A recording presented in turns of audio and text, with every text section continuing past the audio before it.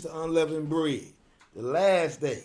And it falls on a regular Sabbath day, which means this day is superseded by the Feast of Unleavened Bread. Today is the last day of the Feast of Unleavened Bread, and this this is entitled "Coming Out of Egypt Again." Coming out of Egypt again. See, out of all the Lord's feasts, as you look at each of the Lord's feasts, let me state it like this: each feast has a distinct meaning to it. Now you got the Lord's Sabbath day, which is weekly. Then you got the Passover, which is the blood. But out of all the Lord's feast days, the unleavened bread is the only one that repeats itself. We were here 7 days ago on the first day doing the same thing we're doing now, having a feast of unleavened bread. We had the Holy Convocation 7 days ago, which was on the first day, and we're repeating ourselves again. Why is it that we have to come together again under the same title of Feast of Unleavened Bread? Well, on the first day is when the Lord brought Israel out of Egypt, and I'm here to tell you, guess what? We are back in Egypt again, and guess what?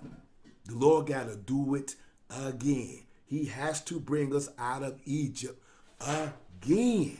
So let's look at Colossians 2 and 16 and show you, because the first day, out of all the feast days now, this is the only one that has a repeat day. There's a provision made for the Passover if you miss the 14th day, given that. But that's a provision. But the unleavened bread has a first and seventh day for a holy convocation. The Pentecost is only 1 day. Memorial blowing the trumpet, 1 day. The Day of Atonement, 1 day.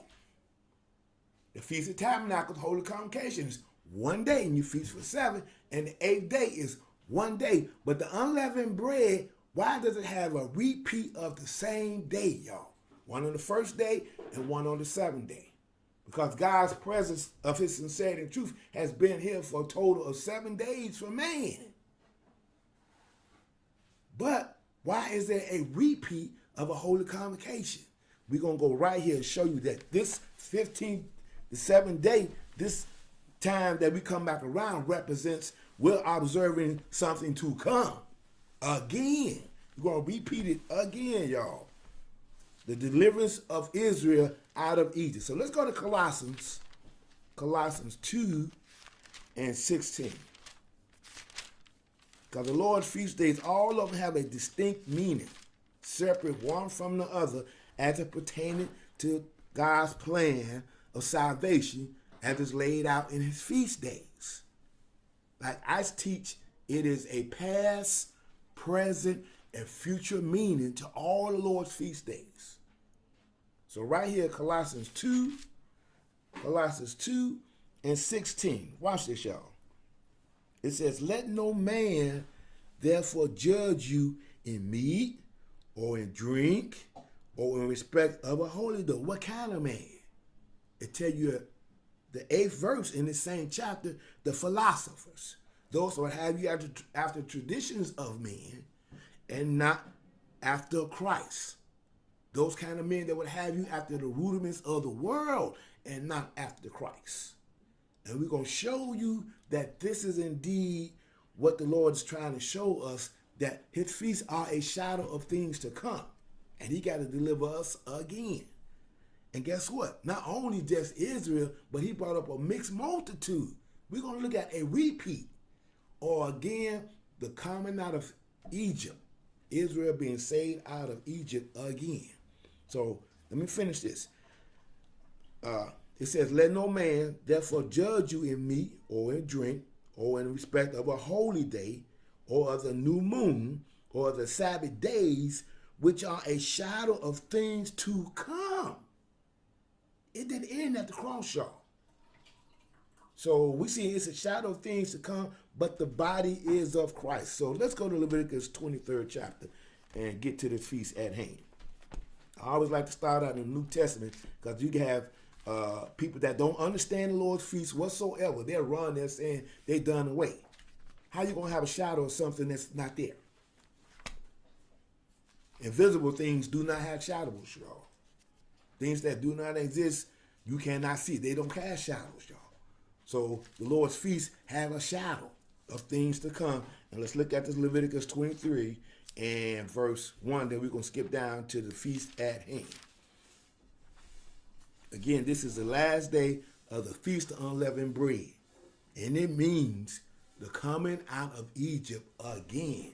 The Lord got to do a repeat of what he did before. So Leviticus 23 and 1. And the Lord spake unto Moses, saying, Speak unto the children of Israel, and say unto them concerning the feast of the Lord, which ye shall proclaim to be holy convocations. Even these are my feasts. Now let's get down. Now notice, it didn't say these are the Jews' feasts or Israel's feasts. So if you know the Lord, you know the Lord got feasts. You know that if you know the Lord. So if your Lord that you claim to know ain't gave you a feast to keep, you ain't got the Lord, y'all. You got something else. So let's skip down to verse 4, a little like the Lord repeating himself, but he's going to his annual feast, his annual, or those feasts that are kept once a year. So right here, notice, these are the feasts of the Lord, even holy convocations which ye shall proclaim in their seasons. In the 14th day of the month, first month, at even is the Lord's Passover. That's the blood. Without the blood, you're done. That's why he put it right behind the Sabbath day. You can keep all the Sabbaths you want, but if you ain't keeping the Passover, which now is Jesus, by his blood being shed for us, those Sabbaths don't mean jack. You just keeping Sabbaths, okay? Because you still yet in your sins. Then we go to verse 6. And on the 15th day of the same month is the feast of unleavened bread unto the Lord. 7 days ye must eat unleavened bread. So that's what we've done. So 7 days we eat unleavened bread for 7 days, starting from the 15th day. Now, the Passover is eaten with unleavened bread, so that's the first day we eat unleavened bread. But the feast of unleavened bread is for 7 days, okay? So watch this now. Verse 7. In the first day you shall have a holy convocation. We did that 7 days ago. You shall do no servile work therein, but ye shall offer an offering made by fire unto the Lord 7 days. Okay? Then watch this. In the seventh day is a holy convocation. You shall do no servile work therein. Now notice, all this come up under the Feast of Unleavened Bread. A holy convocation on the first day and a holy convocation on the seventh day. Because on the first day, the Feast of Unleavened Bread, everyone can attend that. Whether you're uncircumcised or not, or stranger or not. We dealt with that on night 1. But now, let's look at what's so important about this day. Let's go to Numbers 33 and Numbers 33 and 1. And show you how it's a repeat, y'all. Israel got to come out of Egypt again. That's what's so distinctive about this feast. They showed the Lord had to bring his church into the wilderness. They couldn't serve him while he was in bondage. But guess what his church did? We're going to read it. We're going to read what his church did, y'all. And what happened to his people that they should go back into Egypt again. That's why I have over here on this, if you pull out a dollar bill, this Egyptian pyramid is on the back of a U.S. dollar bill. It ain't there for nothing. What the pyramids represent? Egypt. So we back in Egypt again, y'all. Straight up. But what happened the first time we came out of Egypt? And when did the first time we come out of Egypt? Numbers 33 and verse 1. Numbers 33 and 1. These are the journeys of the children of Israel, which went forth out of the land of Egypt with their armies under the hand of Moses and Aaron. And Moses wrote their goings out according to their journeys by the commandment of the Lord. And these are their journeys according to their going out. And they departed from Ramses in the first month, on the 15th day of the first month, on the morrow after the Passover. The children of Israel went out with a high hand in the sight of all the Egyptians. Now hold this. Now let's go to Jude 1. Jude 1. And we're going to see something very interesting here, y'all. What did this constitute when they came out of Egypt? Jude 1 and 4. Jude 1 and 4, y'all. Jude 1 and 4. Sorry, Jude 1 and 5. My bad. Jude 1 and 5. We're going to the book of Jude. That's right before Revelations. And watch this. They came out on the 15th day. Right? Watch this. I will put you therefore in remembrance, though you once knew this, how the Lord, having saved the people out of the land of Egypt. See, Israel got saved out of Egypt. That's what the Passover and unleavened bread represent, being saved out of Egypt. But notice, afterwards destroys them that believe not. Wait a minute now, being saved, just because you were saved out of something, that means you got to continue to believe. Because he destroyed them, he said, after he destroyed them that believe not. And what did Israel do? We're going to look at it. That's why we got these Egyptian pyramid on the back of a U.S. dollar bill, y'all. That he destroys them that believe not. But I want to go and make sure that we understand what happened with this event, y'all. Because let's go to Exodus 12 and 33. Exodus 12 and 33. Because we're going to see certain events that occurred when the Lord brought us out. Guess what? We're going to do it again. That's why this feast is a repeat, or it's a coming out of Egypt again. And the only way you're going to find out about this is that you deal with the doctrine of unleavened bread, which represents sincerity and truth. That's the only way you're going to get this. Or you still in bondage to Pharaoh. Exodus 12th chapter. And we're going to start at verse 33. When they came out. Exodus 12 and 33. Watch this. And the Egyptians were urgent upon the people that they might send them out of the land in haste. And they said, we be all dead men. Okay? And watch, when the destruction come again, a lot of people are going to be saying they're dead too. You're going to see it when the repeat comes. And the people took their dough before it was leavened, and their trading troughs, being bound up in their clothes upon their shoulders. And the children of Israel did according to the word of Moses. Trading troughs, being bound up in their clothes upon their shoulders. And the children of Israel did according to the word of Moses, and they borrowed of the Egyptians jewels of silver and jewels of gold and raiment. And the Lord gave the people favor in the sight of the Egyptians, so that they lent unto them such things as they required, and they spoiled the Egyptians. Watch this. And the children of Israel journeyed from Ramses about 600,000 on foot, that were men besides children. Now, here verse 38, watch this. And a mixed multitude went up also with them, and flocks and herds, and even very much cattle. So a mixed multitude went up with Israel when they were saved out of Egypt the first time, y'all. The first time a mixed multitude went up with Israel. Now let's skip down to verse 41. Sorry, verse 40. It says, now the sojourning of the children of Israel who dwelt in Egypt was 430 years. And it came to pass at the end of 430 years, even the self-same day, it came to pass that all the host of the Lord went out from the land of Egypt. It is a night to be much observed unto the Lord for bringing them out from the land of Egypt. This is that night that of the Lord to be observed of all the children of Israel in their generations. So now, here's what I want to do. As they journeyed out, let's go into the 14th chapter of Exodus. We're going to go to Exodus 14th chapter.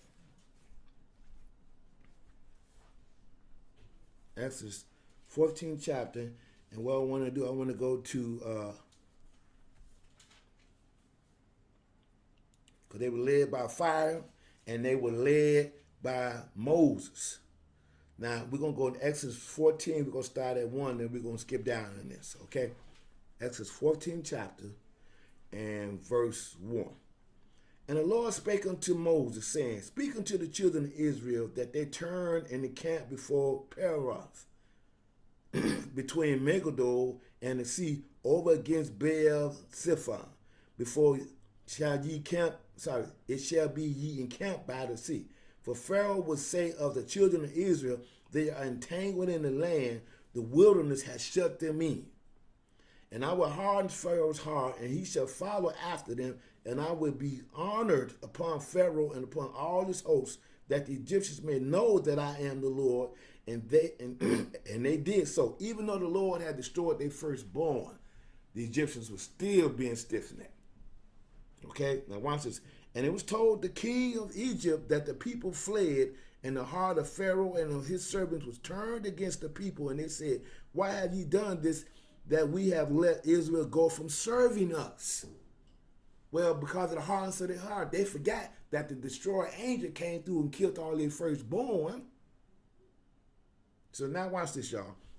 And he made ready his chariots and took his people with him, and took 600 chariots and all the chariots of Egypt and the captains over every one of them. And the Lord hardened the heart of Pharaoh, king of Egypt, and he pursued after the children of Israel. And the children of Israel went out with a high hand, but the Egyptians pursued after them all the horses and chariots of Pharaoh and his horsemen and his army, and overtook them encamping by the sea, besides Pi-hahiroth, before Baal Zephon.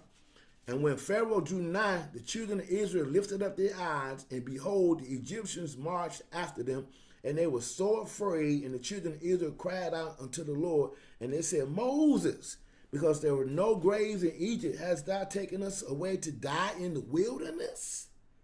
Wherefore hast thou dealt thus with us, to carry us forth out of Egypt?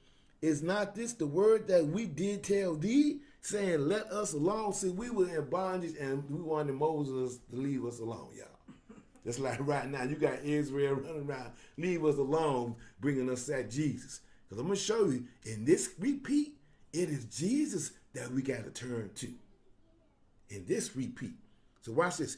That we may serve the Egyptians, for it had been better for us to serve the Egyptians than that we should die in the wilderness. Now watch this. And Moses said unto the people, fear not, stand still and see the salvation of the Lord, which he will show to you today.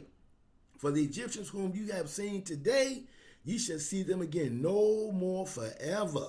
And the Lord shall fight for you, and ye shall hold your peace. And the Lord said unto Moses, wherefore criest thou unto me? Speak unto the children of Israel, that they may go forward. But lift up thy rod, and stretch out thy hand over the sea, and divide it, and the children of Israel shall go on dry ground through the midst of the sea.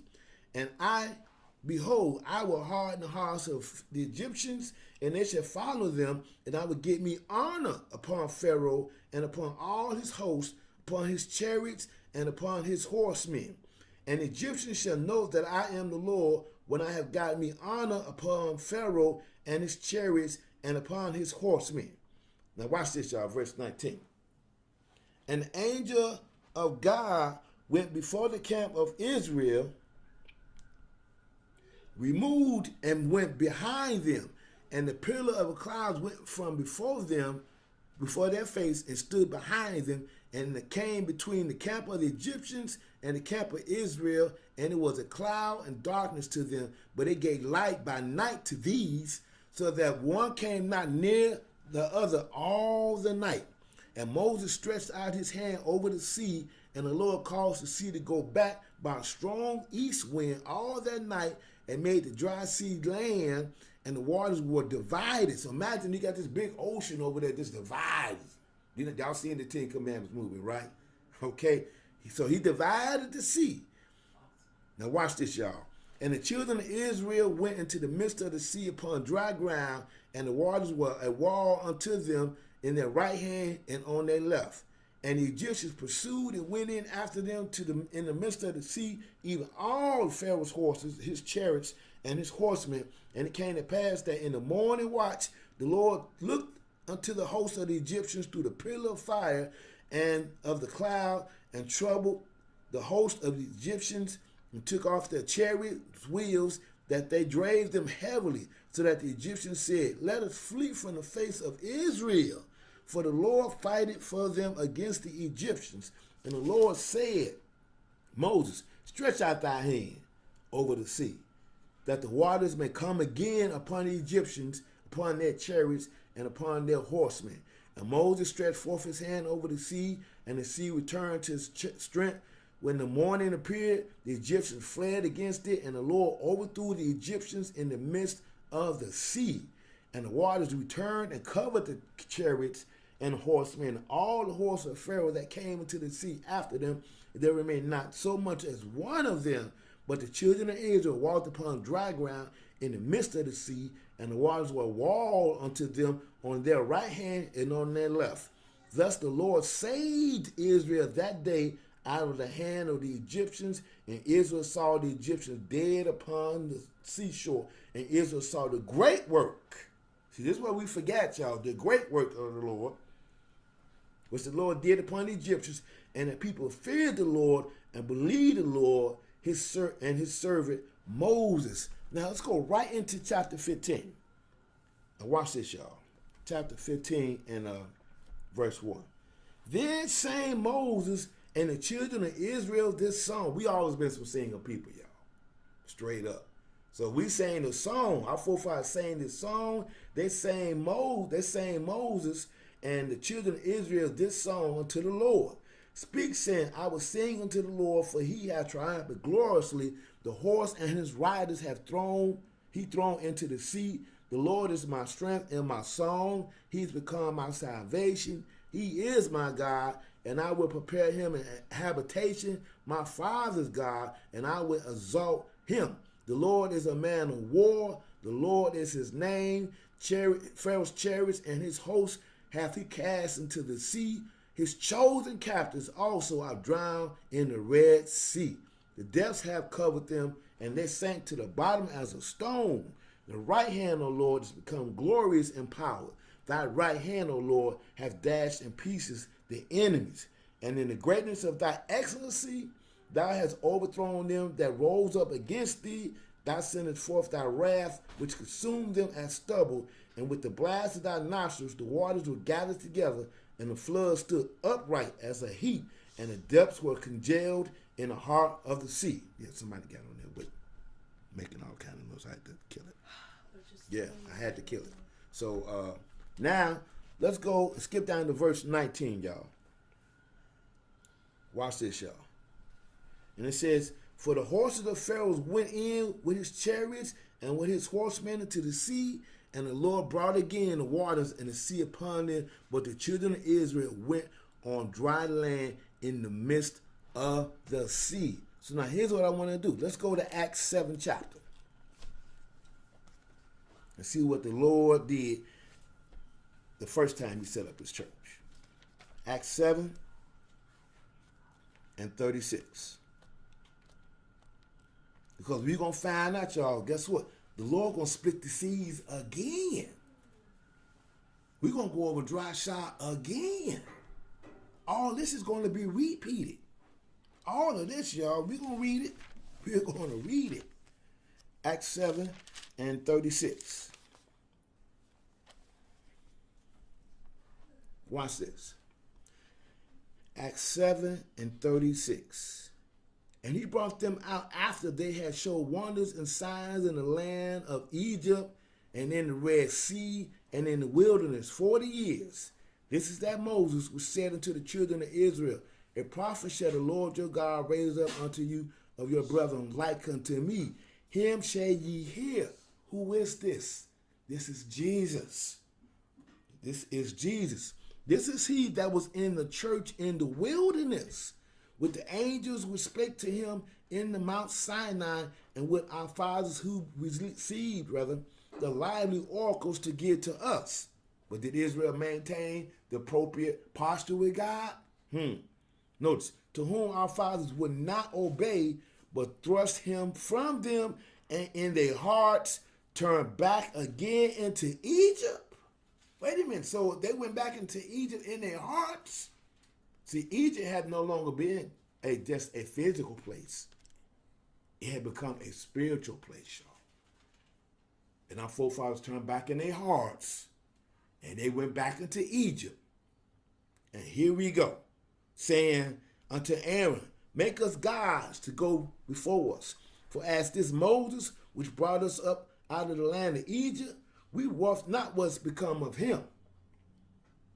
Notice, and they made a calf in those days and offered sacrifice unto the idol and rejoiced in the work of their own hands. Our people are doing that to this day, y'all.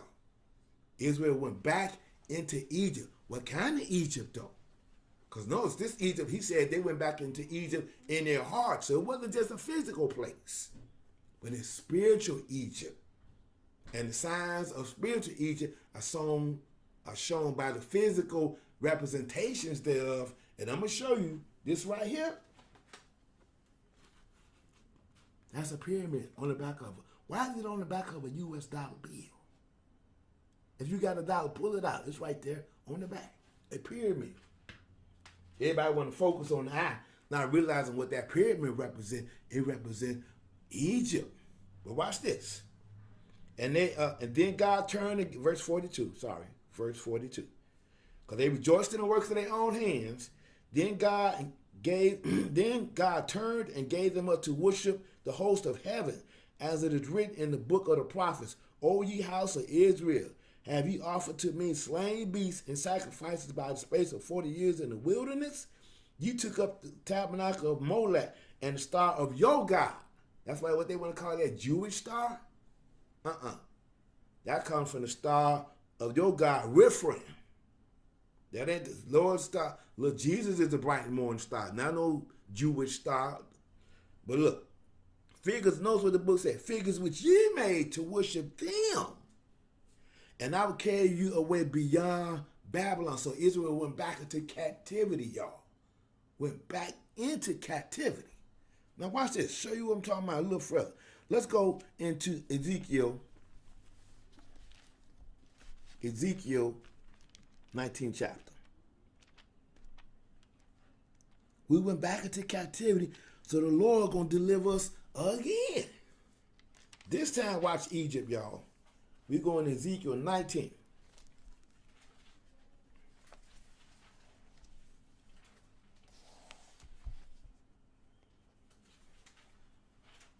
Ezekiel 19th chapter. And we're going to start at verse 1, then we're going to skip down. Ezekiel 19 and 1. Moreover, take thou up a lamentation for the princes of Israel. For the princes of Israel. Watch this, y'all. Verse 4. Skip it down to verse 4. The nations also heard. Notice he said the nations. The nations also heard of him. He was taken in their pit, and they brought him with chains into the land of Egypt. Oh, so Egypt went back into bondage. And this time we went with what? Chains. So guess what? The Lord got to bring Israel out again. That's why we got this poster right here, y'all, of Israel being brought in bondage. Think about Amistad. Being put in the holes of ships. Speaking of which, look, being sold on board. That's what we got over here. Right here, being sold on board ships. And look, let's go and read that. I showed you that. Now let's go read that. Let's go to Deuteronomy 28th chapter. Deuteronomy 28th chapter. We're back in Egypt, y'all. That's why it's going to be repeated again. Let's go to Deuteronomy 28th chapter.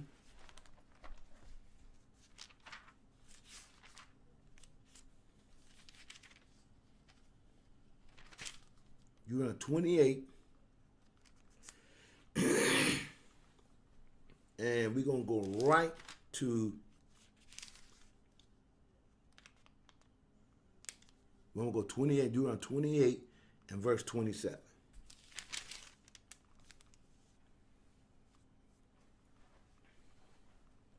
Because the Lord said, if you don't hearken unto me, I'm going to hit you with these curses. Now watch this. He said, we were brought into Egypt in chains. Watch what the Lord said in verse 27, Deuteronomy 28, 27. The Lord said, smite thee with the botch of Egypt, and with the emerods, and with the scabs, and with the itch whereof thou canst not be healed.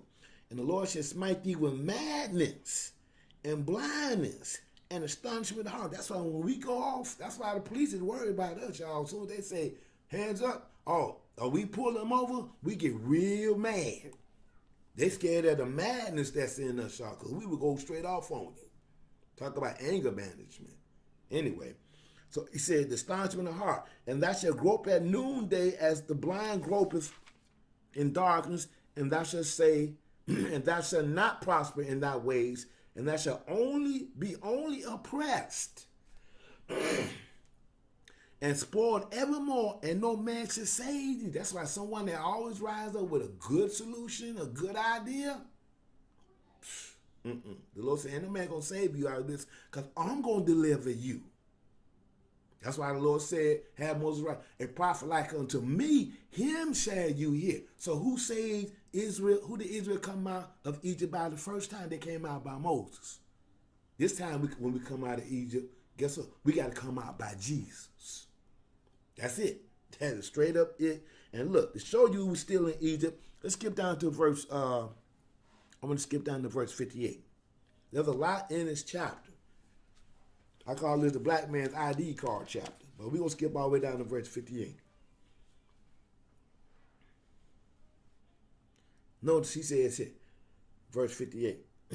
If thou wilt not observe to do all the words of this law that are written in this book, that thou mayest fear this glorious and fearful name, the Lord thy God. Let me show you who Moses was writing back about. Hold this spot right here. Hold that spot and let's go to St. John 5:47.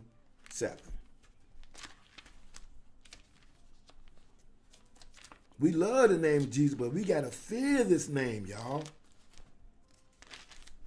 Because there's power in this name. And there's danger if you don't love this name. So we're going to St. John 5:46.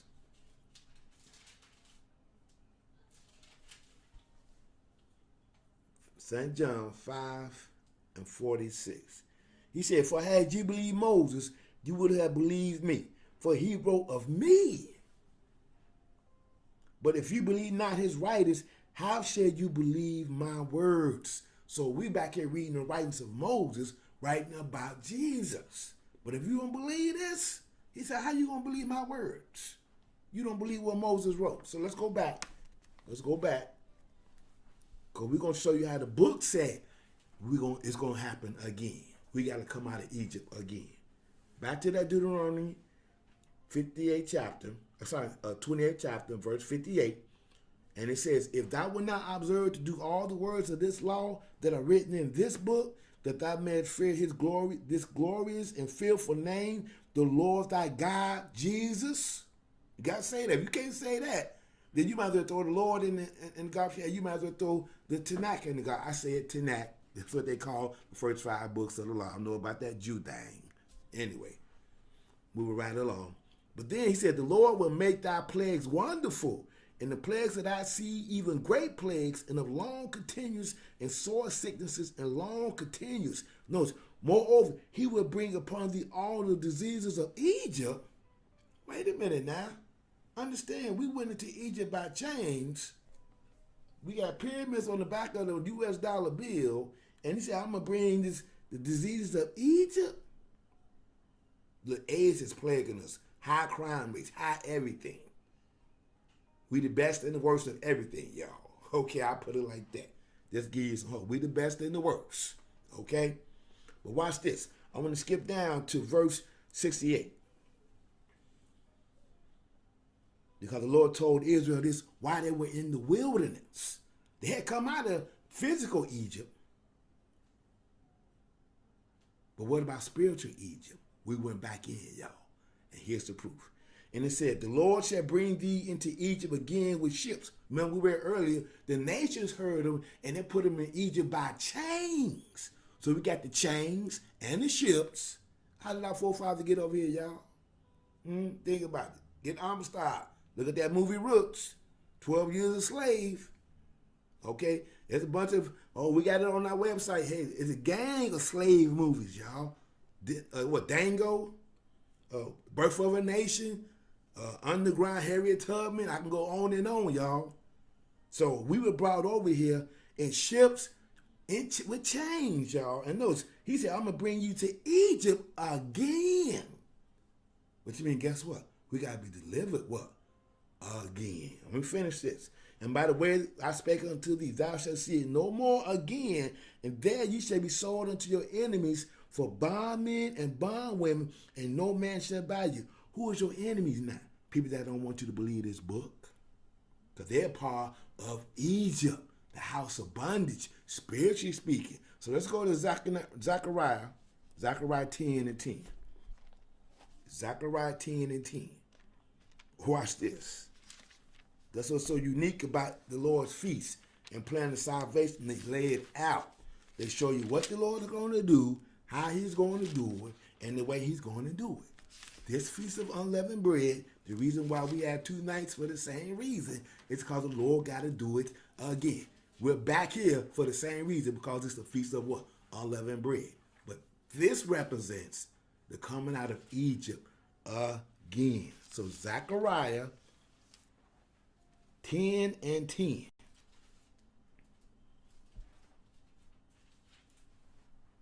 Watch this, y'all. Zechariah 10 and 10. Notice it says, I will bring them again also out of the land of Egypt. Wait a minute now. Lord already did. He said them out of Egypt once already. We've been through so many captivities before we even got to the one that we came over here in the whole slave ships, and they threw a pyramid on the back of a U.S. dollar bill. Uh-oh, this is it. That's why that's there. Because this is the last captivity, great captivity that we're going to be in. And when we come out of this, it's got to be by Jesus. That's why that pyramid is there, to show you Israel, this is it. And everyone that believe this book, you look in and you look around you, you like, we show enough in Egypt. Because he said, I will bring them again also out of the land of Egypt and gather them out of Syria. Remember, he said the nations now, because we scattered in the nations. They represent bondage or Egypt to us. Notice. And I will bring them into the land of Gilead, and a place shall not be found for them. And notice, and he shall pass through the sea with affliction. Oh, we got to pass through a sea again? Yes. And shall smite the waves in the sea, and all the deeps of the river shall dry up. Also, we got to go across dry shod again. Oh, we're going to read it in another place. It's repetitively throughout the Bible when you understand how the Feast of Unleavened Bread is a repeat, or the coming out of Egypt again. So let me finish that. And the pride of the Syrians shall be brought down, and the scepter of Egypt shall depart away. That's what we under right now. To Jesus bring us out of this Egypt.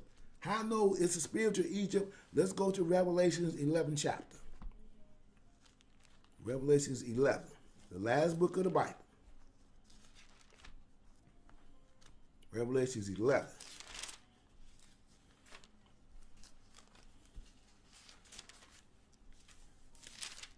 Revelations 11.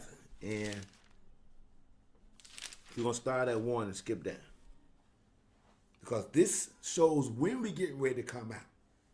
We're not coming out until the Great Tribulation period hits. That's how we know what we know. Because when the Great Tribulation period gets here, this is when the Lord is going to begin to deliver his people again. Right here, Revelations 11 and 1.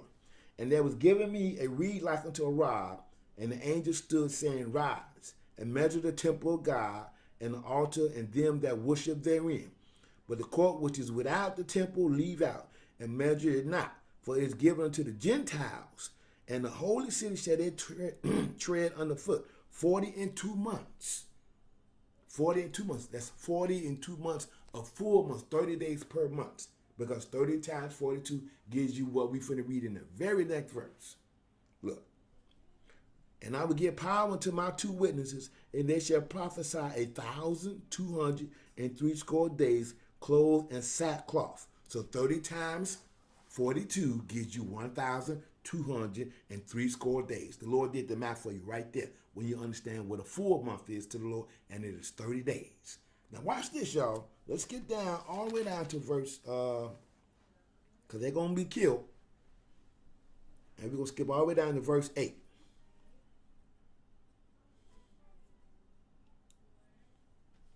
Matter of fact, I should, I want to get, because, I'm going to skip down to verse 8. Just to show we in spiritual Egypt. Because the Lord going to do signs and wonders by these these two, like he had Aaron and Moses. It's a repeat, y'all. It's a repeat. Watch this. Matter of fact, I do want to, because like Moses had smoke, caused the blood, water to return the blood. We're going to go to verse 6 and read down about these two witnesses. They had power to shut heaven, that it rain not in the days of their prophecy, and had power over waters to turn them to blood. We could read back there while we was in Egypt the first time. You turn the waters to blood. There we go. A repeat of the event. A repeat of the event that you can read in Exodus 7 and 19. It's a repeat, y'all. But this time, notice, and they said, verse 6 again. And they had power to shut heaven, that it rain not in the days of their prophecy. And they had power over waters to turn them to blood, and to smite the earth with all plagues as often as they will. Notice he said smite the earth, not just a little country called Egypt. They're going to smite the earth, because Israel is scattered to the four corners of the earth. That's why I said the nations heard of him. And they brought him into Egypt with chains. Judah brought him chains all over the place, y'all. It's just America is the most notable one, y'all. Okay? Now I'm going to skip down to verse 8. Because they got killed. And notice, and it says, their dead bodies shall lie in the streets of the great city, which is spiritually, it's called Sodom and Egypt. Oh, we in spiritual Sodom and Egypt. You best to believe it. Why you think homosexuality, man want to marry a man, rights has risen up? Woman got the right to feel she should change herself to a man, and a man got the right to change himself to because of the spiritual Sodom part. But guess what? It also says spiritually called Egypt too, which means we must be delivered again. That's why we read earlier in Zechariah 10th chapter, verse 10, he's going to bring us out of Egypt again. So let's go to Isaiah 1 Corinthians 30th chapter. Isaiah 30 and 1. Isaiah 30 and 1. The people are in Egypt right now. Isaiah 30 and 1.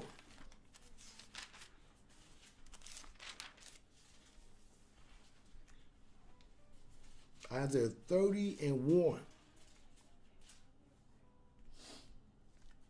Watch this. Got to be saved out of this again. Watch this. Isaiah 30 and 1.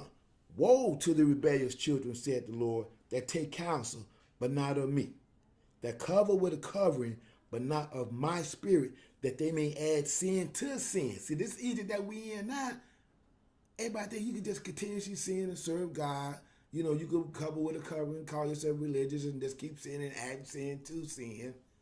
When the Lord said, the very next verse, that walk to go down into Egypt. How's we in Egypt? Being in Egypt is just a little country, y'all.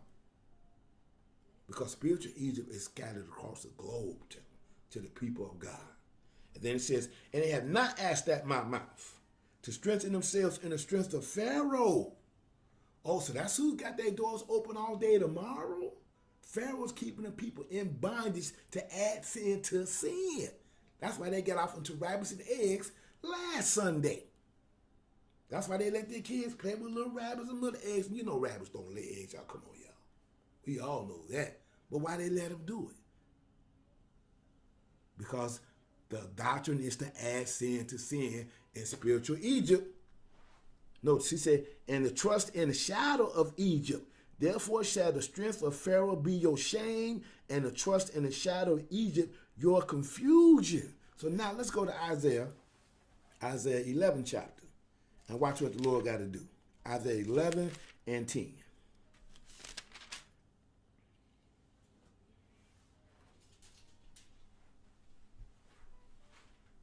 Isaiah 11 and 10.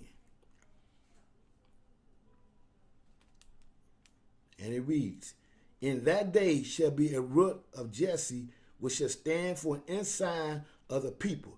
To it shall the Gentiles seek, and his rest shall be glorious. Watch this. And it shall come to pass in that day that the Lord shall set his hand again the second time. The second time. That's why we hear the second time for the Feast of Unleavened Bread. Because he said he is going to set his hand again the second time to recover the remnant of his people, which shall be what? Left from Assyria and from Egypt and from Pathros and from Cush and from Elam and from Shinar and from Hamath and from the isles of the sea. All the way over here, y'all. Then watch this. He shall set up an ensign for the nations, because we got took into captivity into them. Notice, and shall assemble the outcasts of Israel and gather together the dispersed of Judah from the four corners of the earth. That's why I said the nations took us into captivity. So where you think he got to get his people from? North, east, west, and south. We scattered to the four corners of the earth. Now watch this. And the envy also of Ephraim shall depart, and the adversaries of Judah shall be cut off. Notice, Ephraim shall not envy Judah, and Judah shall not vex Ephraim. In other words, this black on black crime gonna cease, y'all. We're gonna stop that envying and vexation start coming together. Watch this. But they shall fly upon the shoulders of the Philistines toward the west, and they shall spoil them of the east together. They shall lay their hand upon Edom. Yeah, we know who Edom is. He's in the land right now. But watch this. That's another lesson. And Moab and the children of Ammon shall obey them. The Lord shall utterly destroy the tongue of the Egyptian sea. What is that? The religion that keeps us in bondage. That keeps us adding sin to sin. They got us celebrating Easter eggs and bunny rabbits. That got us not being able to count from knowing that from Friday night to Sunday morning, it's not 3 days and 3 nights. That's the Egyptian tongue that the Lord going to destroy. And with a mighty wind shall he shake his hand over a river and shall smite the 7 streams, the 7 oceans all across the globe, y'all. Notice, and shall make men go over dry shod. Oh, that's what they did the first time they came out. Israel coming out of Egypt again. We're coming out of Egypt again, y'all. That's what this day represents. That's why it's 2 days for the same thing. Because the Lord got to do a repeat. Notice, and there shall be a highway of the remnant. Because a lot of people are going to die, y'all. Like it was when the Lord brought Israel out of Egypt. They said we all be dead men. Okay? A lot of people are going to die this time. And said, it's going to be a remnant of his people which shall be left from Assyria. Notice, like as it was to Israel in the day that they came out of the land of Egypt. What day did we come up out of the land of Egypt, y'all? The 15th day of the month Abib. The first day of Feast of Unleavened Bread is when the Lord set his people free. But look, let's go to Revelation 15th chapter. And when we come out, guess what we're going to sing? We're going to sing a song, y'all. Watch this, Revelation 15th chapter. Revelation 15th chapter. We're going to do it again, y'all. Revelation 15.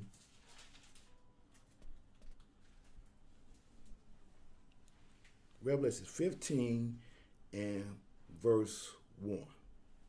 And I saw another sign in heaven, great and marvelous, 7 angels having the 7 last plagues, for in them is filled up the wrath of God. Because the Lord dropped plagues on Egypt, the country, the first time.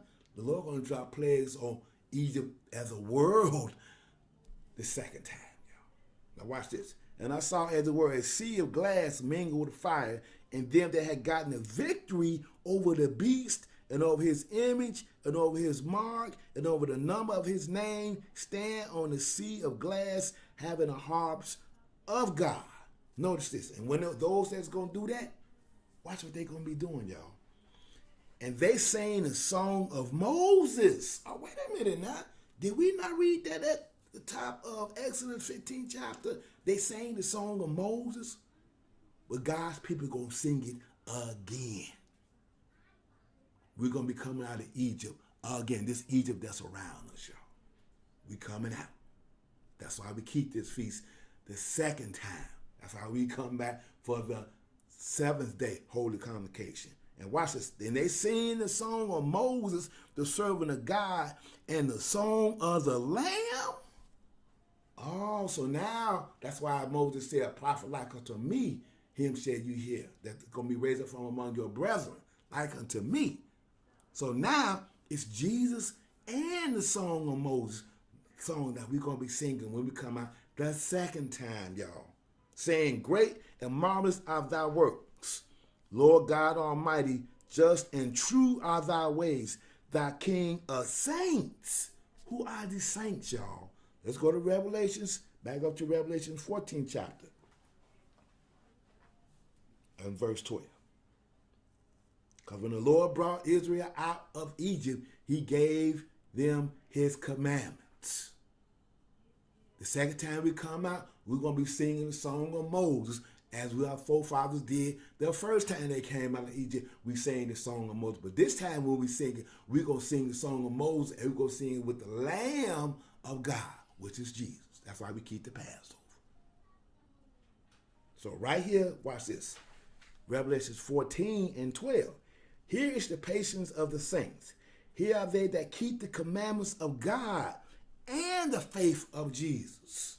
Because when the Lord brought his church out the first time, he gave them his what? Commandments. Now to get from under this, to come out the second time, you got to have the commandments of God and the faith of who? Jesus. That is the Lamb of God. He is our unleavened bread. And he is going to deliver the second time, y'all. So now look, let's go. Let's go one last place. Let's go to Micah 7 and 15. We almost done. We got two more verses after this. Micah 7 and 15. That's the purpose, and that's the reason why we keep the feast of the Lord. Each one is distinct.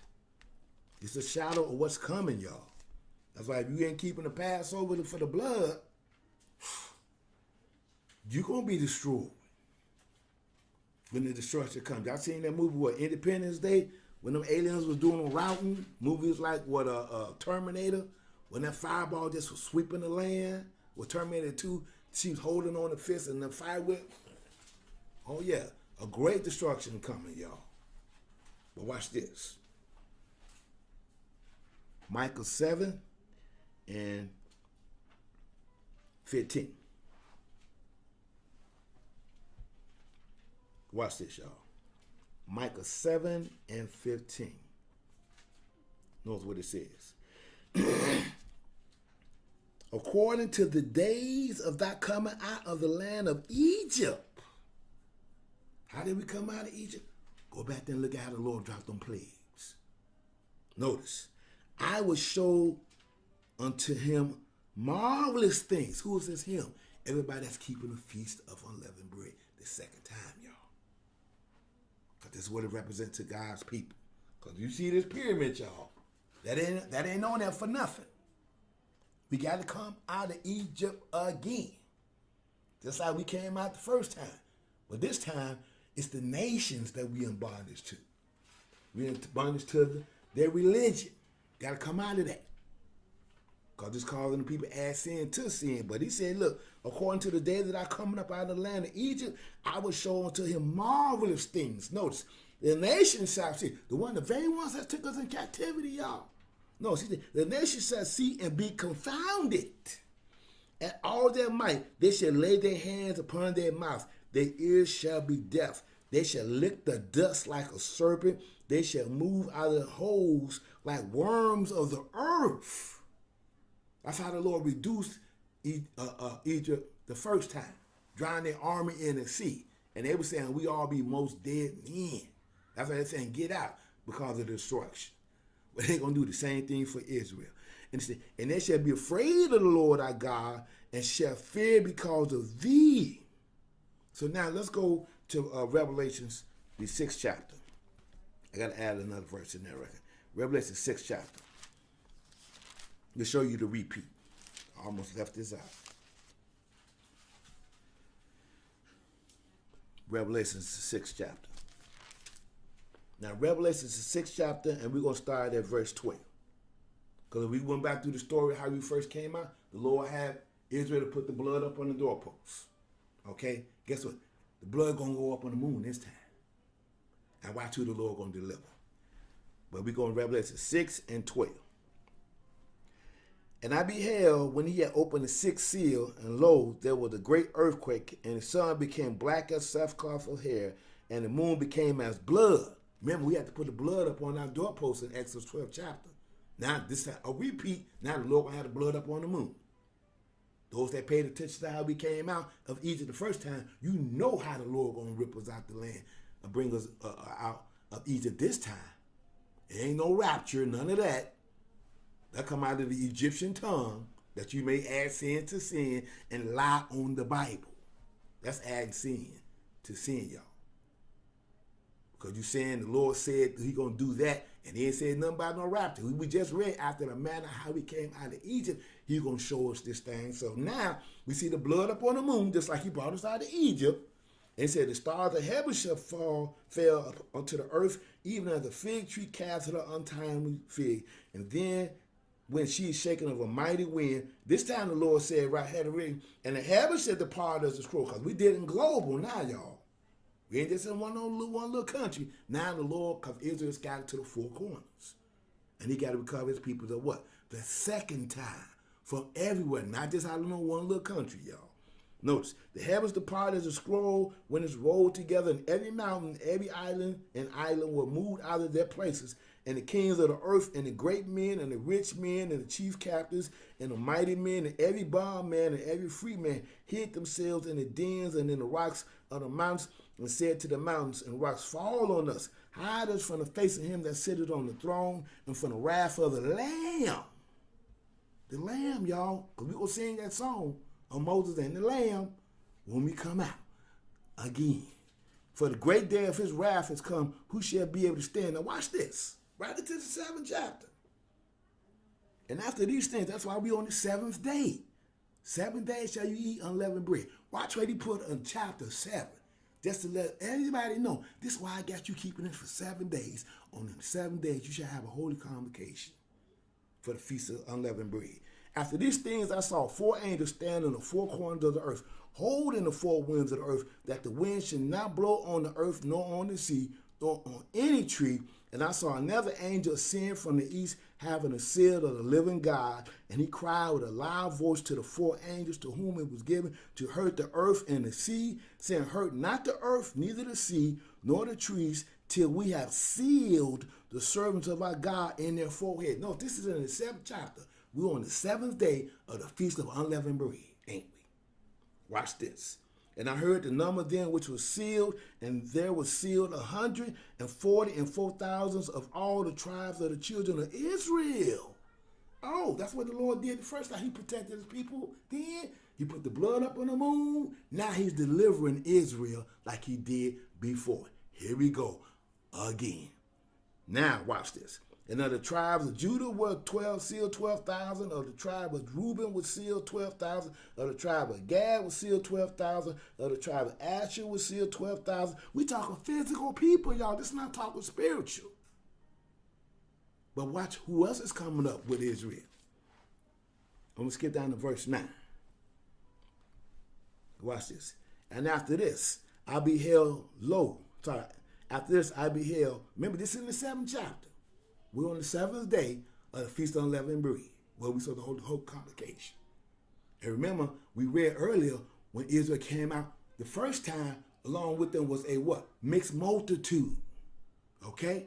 That he called Israel.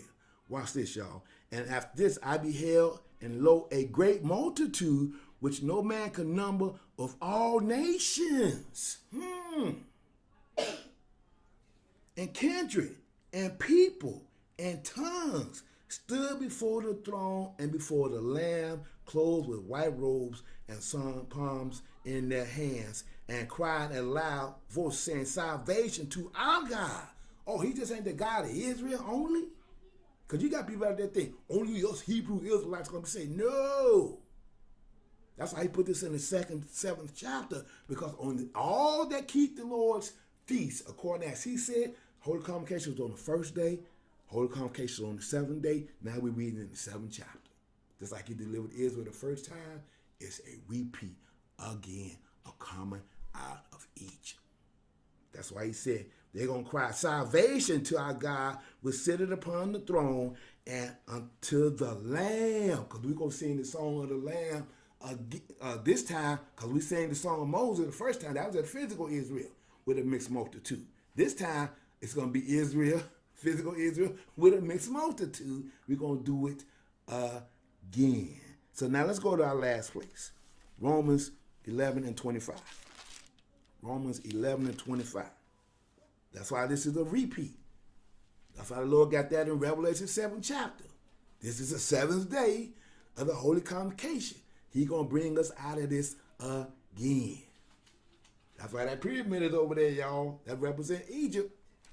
So here we go. Romans 11 and verse 25.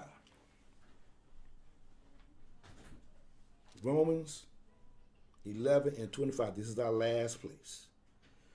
For I not, brethren, that you should be ignorant of this mystery, lest you should be wise in your own conceits, that blindness in part is happened to Israel until the fullness of the Gentiles be come in.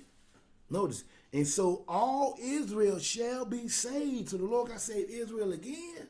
How come he didn't say all the Baptists, Episcopalian, Lutheran, Catholic, all these various religions? Because they represent Egypt. They got our people in bondage. I was in bondage today. Some of y'all was in bondage today. And the Lord brought you out by reason of sincerity and truth. But now we are here because we are looking forward to that which is to come, which is when he shall save all Israel, which includes the strangers, the great mixed multitude of the every nation and kindred and tongue. And notice he said, and there should come out of Zion the deliverer. Who is this deliverer, y'all? Jesus. Because the first time it was Moses. The second time it's Jesus. That's why I hear brothers talking about, man, wasn't no J back then. Dude, we came into America, he come to letter J. So Moses got his name from a stranger. Jesus comes from the Gentiles. Jesus is the deliverer from out of this Egypt. Moses was the deliverer out of the Egypt that was the little country back when. A repeat. So let me finish. So there shall come out of Zion the deliverer who shall turn away ungodliness from Jacob. For this is my covenant unto them when I shall take away their sins, y'all. So this is why we observe the Feast of Unleavened Bread for the seventh day. A repeat, because it's about us coming out of Egypt again, because we deal with the unleavened bread of sincerity and truth. And you ain't going to get it no other way. You got to come under the feast of the Lord and come into his church, which is Israel. And you got to deal with his Bible Christianity to come out of Egypt, y'all. So with that being said, I hope you got some understanding about the Feast of Unleavened Bread, the last day, the coming up out of Egypt again.